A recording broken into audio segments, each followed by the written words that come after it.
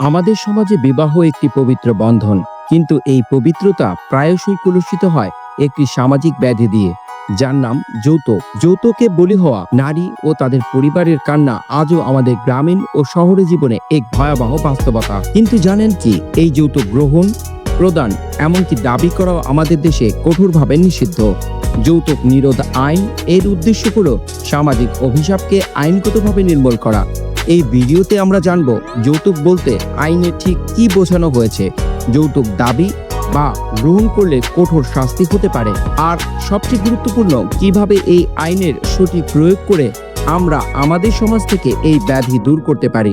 দয়া করে সচেতনতার এই ভিডিওটি ছড়িয়ে দিতে ভিডিওটি শেষ পর্যন্ত দেখুন। আইনের সারসংক্ষেপ, পটভূমি, উদ্দেশ্য ও সংজ্ঞা। এই আইনটি মূলত পুরনো ডাউরি প্রোহিবিশন অ্যাক্ট 1980-কে রহিত করে সময়ের চাহিদা ও কঠোরতার প্রতিফলনে পুনর্প্রণীত হয়েছে। আইনের মূল উদ্দেশ্য: ১. অপরাধের ঘোষণা, বিবাহের সময় বা তার আগে পরে যৌতুক দাবি, প্রদান বা গ্রহণকে সরাসরি অপরাধ হিসেবে ঘোষণা করা। ২. নারী সুরক্ষা, যৌতুকের কারণে সৃষ্ট পারিবারিক নির্যাতন ও সহিংসতা থেকে নারীদের সুরক্ষা দেওয়া। ৩. সামাজিক সচেতনতা, আইনগত কঠোরতার মাধ্যমে সমাজে একটি শক্তিশালী বার্তা পৌঁছে দেওয়া। যৌতুকের আইনগত সংজ্ঞা। ধারা ২।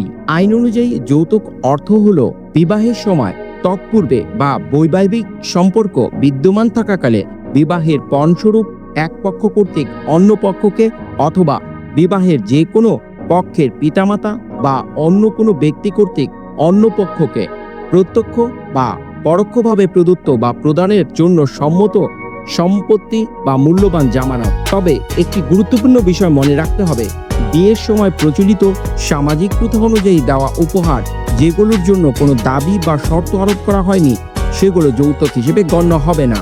গুরুত্বপূর্ণ আইন ও ধারা, দণ্ড ও ক্ষমতা। এই আইনের প্রতিটি ধারা যৌতুক সংক্রান্ত অপরাধের বিরুদ্ধে অত্যন্ত কঠোর এবং কঠোরভাবে প্রয়োগের ক্ষমতা রাখে। ১. যৌতুকের দাবি করবার দণ্ড। ধারা ৩। যদি কোনো ব্যক্তি বিবাহের সময় বা তৎপূর্বে বা বৈবাহিক সম্পর্ক বিদ্যমান থাকাকালে প্রত্যক্ষ বা পরোক্ষভাবে যৌতুক দাবি করেন, তবে তিনি এই ধারার অধীনে অপরাধী হবেন। শাস্তি: অনধিক ৫ বছর কারাদণ্ড, অনধিক ৫০,০০০ টাকা অর্থদণ্ড অথবা উভয় দণ্ডে দণ্ডিত হবেন। ২. যৌতুক প্রদান বা গ্রহণ ইত্যাদির দণ্ড। ধারা ৪। যৌতুক গ্রহণ করা বা যৌতুক প্রদান করা বা যৌতুক প্রদানের সহায়তা করা উভয় পক্ষেই অপরাধী হবেন। শাস্তি: অনধিক ৫ বছরের কারাদণ্ড বা অনধিক ৫০,০০০ টাকা অর্থদণ্ড বা উভয় দণ্ডে দণ্ডিত হবেন। গুরুত্বপূর্ণ, এই আইনের কেবল যৌতুক গ্রহণকারী নয়, বরং যৌতুক প্রদানকারীকেও শাস্তির আওতায় আনা হয়েছে। ৩. যৌতুক সংক্রান্ত চুক্তি ফলবিহীন। ধারা ৫।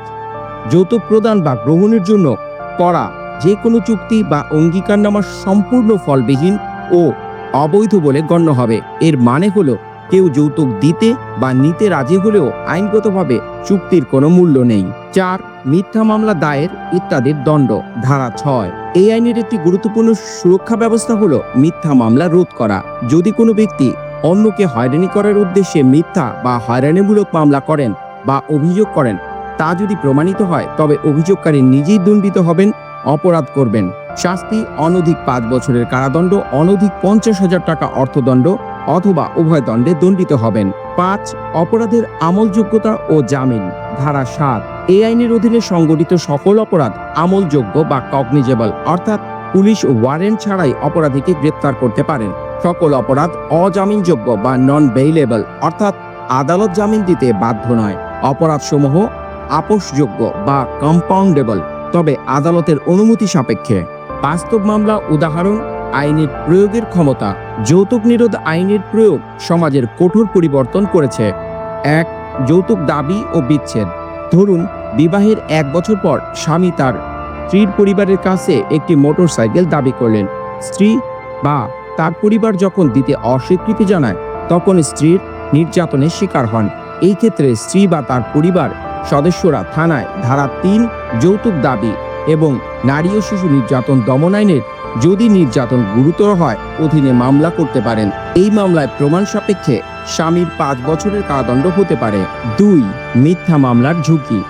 অনেক সময় পারিবারিক কলহের জের ধরে প্রতিশোধ নিতে যৌতুকের মিথ্যা অভিযোগ আনা হয়। যদি অভিযুক্ত ব্যক্তি প্রমাণ করতে পারেন যে যৌতুক সংক্রান্ত কোনো লেনদেন বা দাবি ছিল না এবং অভিযোগকারী কেবল হয়রানি করার উদ্দেশ্যেই মামলা করেছে, তবে ধারা 6 অনুযায়ী অভিযোগকারীর বিরুদ্ধে পাল্টা ব্যবস্থা নেওয়া যেতে পারে।